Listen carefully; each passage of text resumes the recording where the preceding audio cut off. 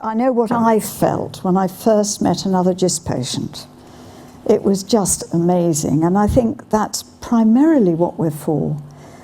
But I think we have other roles as well. And just talking about the support, you know our funny phone number, the 0300 4 million one.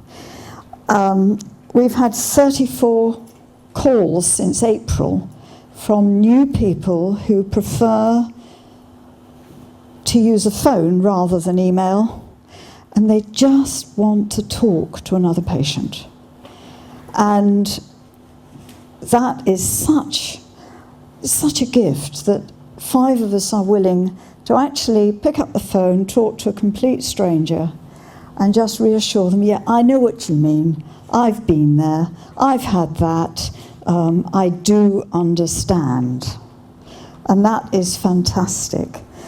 We've got our Mail Talk group, which has well over 100 members now, and you can post a question and you'll get answers. You may not like the answers, and all of us are answering as patients. We're not doctors, but we can say, well, this worked for me. Or have you tried so-and-so? What was that cream called that doctor said you could put on your hands and feet? This sort of question, very practical things. Or just letting off steam to a group of people who will understand. I don't Twitter. And I don't Facebook. I'm too old for that. But a lot of people do. And Lee has been instrumental in getting Facebook facing people and twittering, and it is working. And we get some people who are prepared to communicate on Twitter who don't actually want to do any more, and that's fine. You know, we can support people in all sorts of ways. Since April, there have been 35 patients who've been added to our database. Some of you may be here this afternoon. We've just heard a little bit about Ian Judson's research project. I think it's the first time we've had any project that really done in the UK on GIST, which is quite something. Before that, all the research has been done in continental Europe and in France. So, you know, I think it's good that he's actually taking that initiative. Now, the other thing that we do as a group, and I suppose me particularly wearing my chair hat, is talking to the pharmaceutical industry.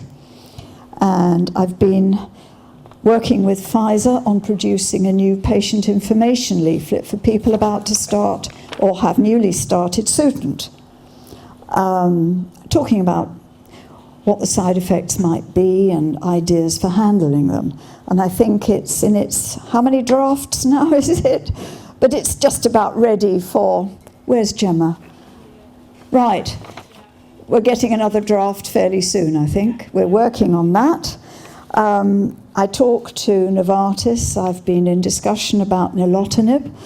And how many people here are actually taking nilotinib? Can we have a show of hands? Just 2 of you. And I know Jane's daughter is taking nilotinib as well, right. But we also work on a wider scene. Jane mentioned the fact that she'd been to this meeting in Stockholm. And Jane, Michael and I went to the New Horizons conference in Amsterdam. This is for patient advocacy group leaders involved with GIST and CML all over the world. So we now know who runs the patient advocacy group in France. It's a lovely young lady called Estelle, who's a wild type GIST patient. There's a German chappie called Marcus, who runs the German speaking group. And there's a lovely lady in Switzerland who deals with Switzerland in all its languages. There's a group in Sweden. There's 2 groups in America, of course, that you've heard a bit about already. There are groups in surprising places. There's a group in Romania, but there isn't one in Spain, which is odd. You'd think that Spain and Portugal, who have, lots of GIST patients, would have a patient group, but they don't. There's a group in Italy run by Anna, whose daughter is a paediatric GIST patient. And she first came to one of these international meetings, wanting to start a group, not really knowing what to do or how to go about it. And because she was able to talk to patient group, advocacy group leaders from other countries, it gave her the confidence to get going with her group. So it's a very rich source of information and experience. And we really value these meetings that have been, and still are, totally funded by Novartis. This year, where are we? No, next year is going to be different, because up till now, GIST patient advocacy group leaders and CML, that's chronic myeloid leukemia patient advocacy groups, have met at a single meeting. CML patients also use imatinib. This is why we meet together. But from next year, we're going to have 2 patient advocacy group leaders meetings, one for GIST groups and one for CML groups. So that's going to be interesting to see how that develops. Then there's been an organisation called ContiConnect, which has been funded by the European Commission, I suppose, and that is an acronym, I suppose it is, from Connective Tissue Cancer Network. It's across Europe, and it's basically clinicians getting together with a few patient advocates there eavesdropping on what the clinicians are talking about.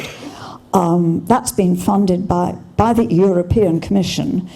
The last meeting was this year, and there's something new starting, and I can't remember what they're calling it. Eurosarc, thank you, Roger. Roger's very involved with that as well, of course. And then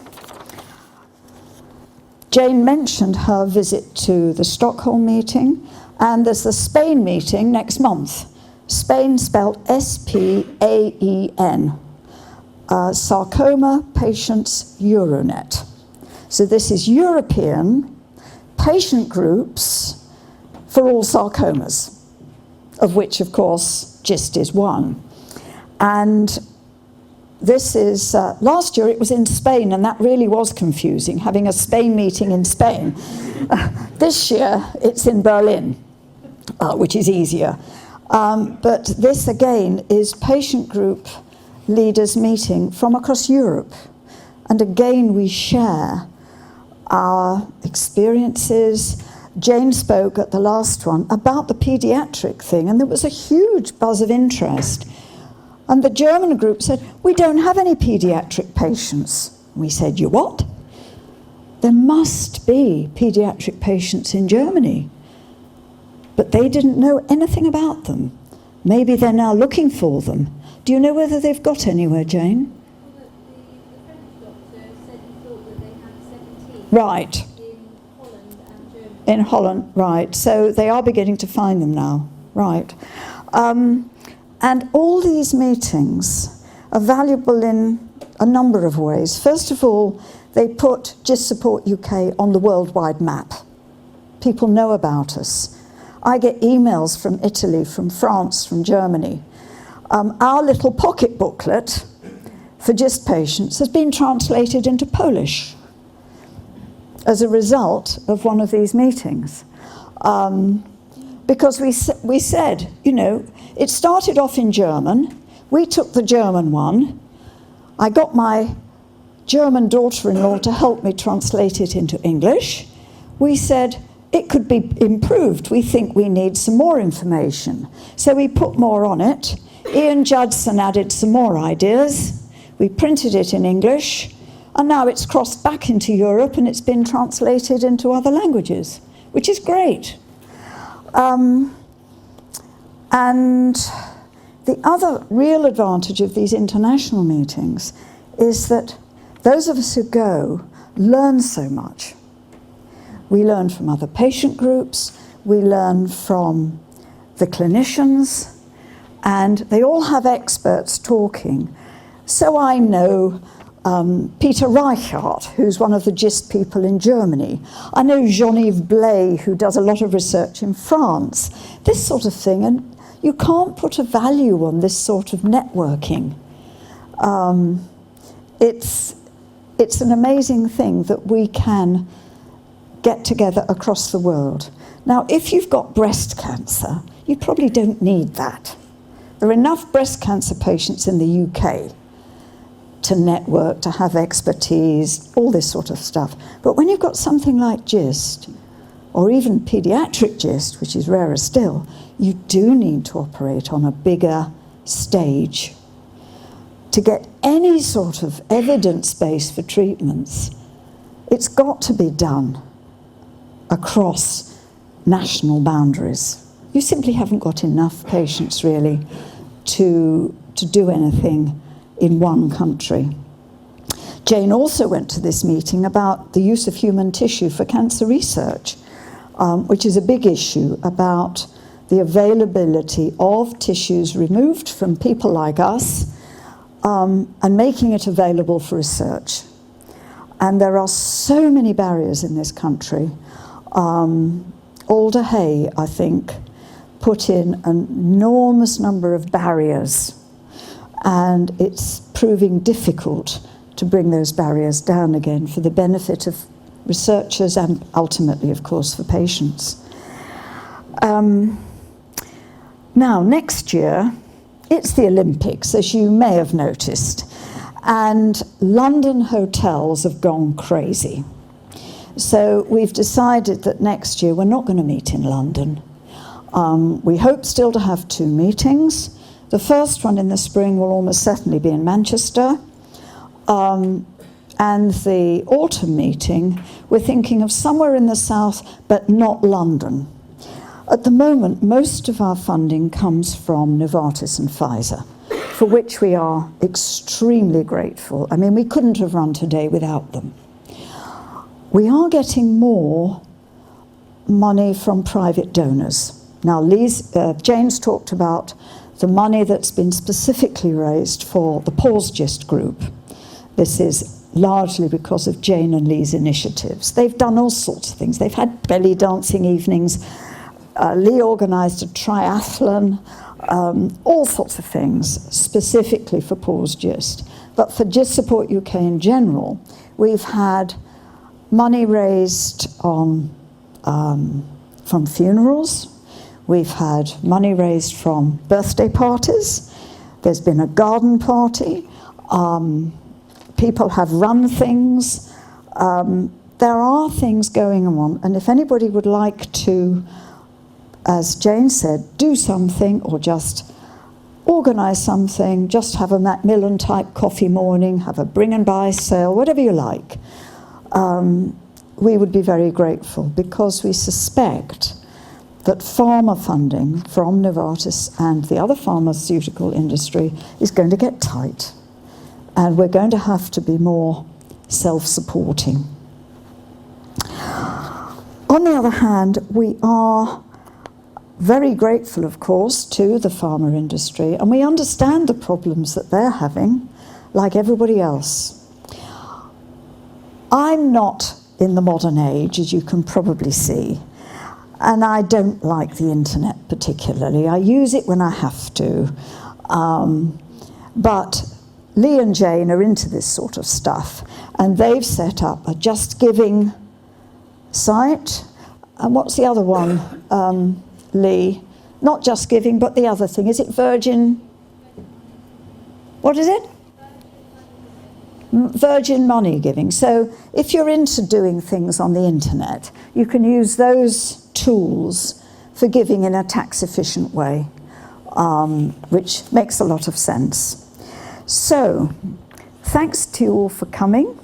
We're going to have this film that you can watch if you want to, after I've stopped spouting.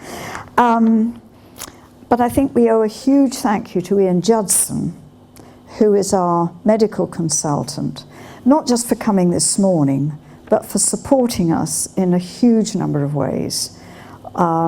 He's there in the background, and if we have problems, we know we can go to him.